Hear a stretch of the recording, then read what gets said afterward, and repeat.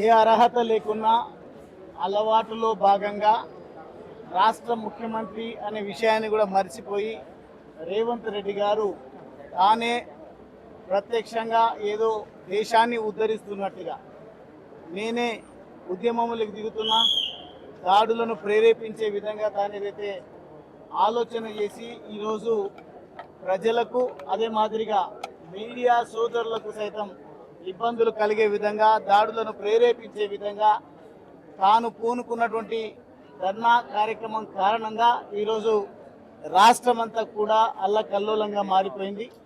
ఒక పక్క రాజ్యాంగాన్ని చేతిలో పట్టుకొని ఊరేగేటువంటి రాహుల్ గాంధీ ఎంత అవివేకంతో ఉన్నాడో అదే పద్ధతిలో రాష్ట్ర ముఖ్యమంత్రి కూడా ఈరోజు ఆ పద్ధతిని అవలంబించి లెజెండ్ యూట్యూబ్ ఛానల్కు సంబంధించి ఆ రిపోర్టర్కు దెబ్బ తాకింది అంటే ఎవరు కొట్టిండ్రు, ఎవరని తేల్చాలి.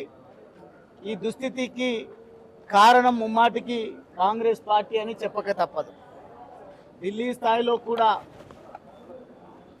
ప్రధాన ప్రతిపక్ష పార్టీగా ఉంటున్నటువంటి విపక్షాలన్నీ కూడా విఫలమైనటువంటి కారణంగా వచ్చినటువంటి సమస్యల పైన కొంతమంది యువకులు విద్యార్థులు జంతర్ మంతర్ దగ్గర కేంద్ర ప్రభుత్వము ప్రజాస్వామ్యాన్ని గౌరవించి వారు చేస్తున్నటువంటి నిరసనలను అడ్డుకోకుండా ప్రజాస్వామ్యాన్ని కాపాడే ప్రయత్నం చేస్తున్న తరుణంలో ఢిల్లీలో కూడా ఇదే విషయాన్ని ప్రజలు చర్చిస్తూ ఉన్నారు.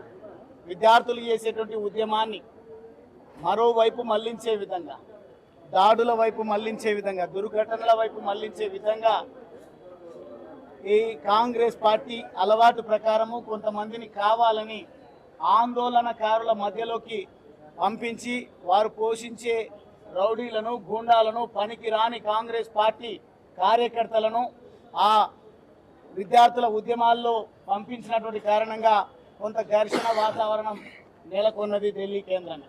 ఈరోజు తెలంగాణ రాష్ట్రంలో కూడా అవివేకంతో కూడినటువంటి ఈ ప్రభుత్వము, ముఖ్యమంత్రి పోకడల కారణంగా ఈరోజు లిజెండ్ టీవీ ఛానల్, యూట్యూబ్ ఛానల్కి సంబంధించినటువంటి మా మిత్రుడికి గాయమైనటువంటి కారణంగా మేము ఈరోజు కేర్ ఆసుపత్రిని సందర్శించడము, వారిని పరామర్శించడము, పూర్తి స్థాయిలో కారకులు ఎవరైనా ఉండొచ్చు, తప్పకుండా వారిపైన కఠిన చర్యలు చేపట్టే విధంగా మేము ప్రభుత్వాన్ని డిమాండ్ చేస్తాం. ఆ కుటుంబాన్ని కాంగ్రెస్ పార్టీ ఇచ్చిన హామీలను మరిచి ప్రజలను తప్పులో పట్టించే విధంగా ఇటువంటి నిరసన కార్యక్రమాలకు రూపకల్పన చేసిన విధంగా కాకుండా ఈరోజు మా రిపోర్టర్కి ఏదైతే గాయం అయ్యిందో ఆ రిపోర్టర్ను ఆదుకుంటాం. కావాల్సినటువంటి తనకు జరిగినటువంటి ఇబ్బంది నుంచి బయటపడేసే విధంగా, గాయాన్ని అయితే మనం వెనక్కి తీసుకురాలేం, కానీ తనకు ఆసుపత్రి అయ్యే ఖర్చులన్నీ కూడా భారతీయ జనతా పార్టీ భరిస్తుంది. వారి కుటుంబానికి కూడా అండగా ఉంటుంది. భవిష్యత్తులో యువ జర్నలిస్ట్ సోదరులకు ఎక్కడ ఇటువంటి సంఘటనలు పునరావృతం కాకుండా సోదరులకు వెంట ఉంటాం. ఇక నుంచి ప్రజలను కాపాడే దాంట్లో భారతీయ జనతా పార్టీ ఏ రకంగా అయితే ముందుకు వెళ్తా ఉందో అదే పద్ధతిలో ఎన్నడూ లేని విధంగా ఈరోజు కొత్త కార్యక్రమానికి శ్రీకారం చుట్టింది కాంగ్రెస్ పార్టీ. పూర్తిగా జర్నలిస్టుల పైననే దాడి చేసినట్టయితే బాగుంటుంది. ఈ కెమెరాలన్నీ ఆగిపోతాయి, మా దుర్మార్గాలన్నీ కూడా మేము ఆడిందే ఆటగా పాడిందే పాటగా ఉంటుంది అనే ఆలోచనతోన వారు ఏదైతే కుట్ర పన్ని జర్నలిస్ట్ పైన దాడికి కారణమైనరో ఖచ్చితంగా వారిని శిక్షించే విధంగా భవిష్యత్తులో కార్యాచరణ కూడా చేపడతాం. జర్నలిస్ట్ సోదరులకు పూర్తిగా అండగా ఉంటాం. దయచేసి మీరు కూడా ప్రస్తుతం నెలకొని ఉన్న తెలంగాణ రాష్ట్రంలో పరిస్థితులను చూస్తూ ఉన్నాం. మహిళలకు రక్షణ లేదు, విద్యార్థులకు రక్షణ లేదు, రైతులకు రక్షణ లేదు, జర్నలిస్టులకు రక్షణ లేదు. కాబట్టి ఇటువంటి కార్యక్రమాలన్నింటినీ కూడా మనం గమనిస్తూ మనమంతా ఐక్యతను చాటాల్సినటువంటి అవసరం ఉందని ఈ సందర్భంగా తెలియజేస్తూ మరొకసారి ఆ మిత్రుడు ప్రవీణ్ కుమార్కు జరిగినటువంటి గాయానికి సంబంధించి పూర్తి స్థాయిలో చికిత్స అందించే కార్యక్రమం, బిల్లులు చెల్లించేటువంటి విషయంలో కానీ వారి కుటుంబానికి కూడా తాను ఆసుపత్రి నుండి డిశ్చార్జ్ అయ్యే వరకు ఆ కుటుంబానికి ఏ ఇబ్బందులున్నా మేము ప్రత్యక్షంగా వారికి ఆ కుటుంబాన్ని సందర్శించి వారికి అండగా ఉంటామని ఈ సందర్భంగా నేను తెలియజేస్తాను. Thank you. నేను మీ డాక్టర్ కాసం వెంకటేశ్వర్లు, బీజేపీ రాష్ట్ర ఉపాధ్యక్షుడు. ఇవాళ జరిగినటువంటి సంఘటన చాలా విచారకరం. మన న్యూస్ ఛానల్ రిపోర్టర్ సోదరుడు లెజెండ్ టీవీ ప్రవీణ్ పైన రాళ్లతోటి దాడి చేస్తే తలకు గాయమైంది. నిజంగా ఇది సరైనటువంటి విధానం కాదు.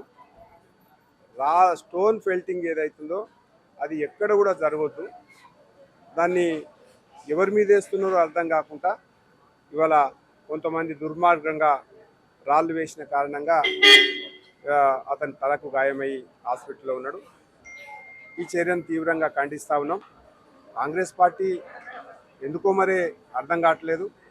అధినాయకత్వం నుంచి కింది నాయకత్వం వరకు రాజకీయ విలువలను పక్కకు పెట్టేసి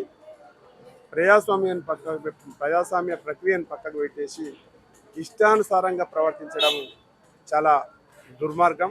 నిన్న రాహుల్ గాంధీ గారు కూడా అసలు విఐపి జోన్లో ఎప్పుడు జరగనంగా అబద్ధాలు ఆడుకుంటూ బర్త్డే పార్టీకి పోతున్నామని చెప్పేసి పోతూ అక్కడనే బైఠాయించడం, ప్రైమ్ మినిస్టర్ ఇంటి ముందర బైఠాయించడం ఒక లోక్సభలో ప్రతిపక్ష నాయకి హోదాని చిన్నతనం చేసినట్టుగా మేము భావిస్తూ ఉన్నాం. అక్కడ చేసినటువంటి సంఘటన ఎక్కడ కూడా పార్లమెంటు నడుస్తూ ఉంది. పార్లమెంట్లో ప్రశ్నించవచ్చు, కానీ పార్లమెంట్లో ప్రశ్నించకుండా ఒక రవిడీ లెక్క ప్రవర్తించి మొత్తం ఎక్కడికక్కడ ఢిల్లీని స్తంభింపజేయాలనేటువంటి కుట్ర ఏదైతుందో ఇది సరైన విధానం కాదు. దానికి పోను వాళ్ళే చేసిర్రు. మళ్ళీ ఇక్కడ కాంగ్రెస్ పార్టీ అన్ని స్టేట్లలో ధర్నాలు చేయడం, చెలో రాజ్భవన్ లోక్ భవన్ అని చెప్పేసి పిలిపివ్వడం, వైలెన్స్ చేయడం ఏదైతుందో ఇది ఎవడు ఎందుకు చేస్తున్నారో అర్థం కానటువంటి పరిస్థితి. కాంగ్రెస్ పార్టీ రోజు రోజుకు దిగజారిన రాజకీయాలు చేస్తూ ఉంది. దాని పర్యవసానంగా స్టోన్ పెల్టింగ్, ఢిల్లీలో స్టోన్ పెల్టింగ్, ఎక్కడ పడితే అక్కడ కాక్రోచ్ జనతా పార్టీ పేరు మీద యాంటీ సోషల్ ఎలిమెంట్స్ రాళ్ళు విసిరేయడం, పోలీసులను కొట్టడం, జర్నలిస్టులను కొట్టడం ఇది పరిపాటిగా మారిపోయింది. దాన్ని సమర్థిస్తున్నట్టు కాంగ్రెస్ పార్టీ నిరసనలు చేయడం, ఆ నిరసనలో కాంగ్రెస్ పార్టీ కార్యకర్తలు రాళ్ళేసి ఇవాళ లక్ష్యంగా బీజేపీ కార్యకర్తలు లక్ష్యంగా చేసుకుని రాళ్ళు వేస్తే జర్నలిస్టులకు దెబ్బలు జరగడం ఏదైతుందో ఇది సరైనటువంటి విధానం కాదు. ఇటువంటి సంఘటనలు పునరావృతం కాకుండా చూడాలని చెప్పేసి కాంగ్రెస్ పార్టీ నాయకత్వాన్ని కోరుతాము.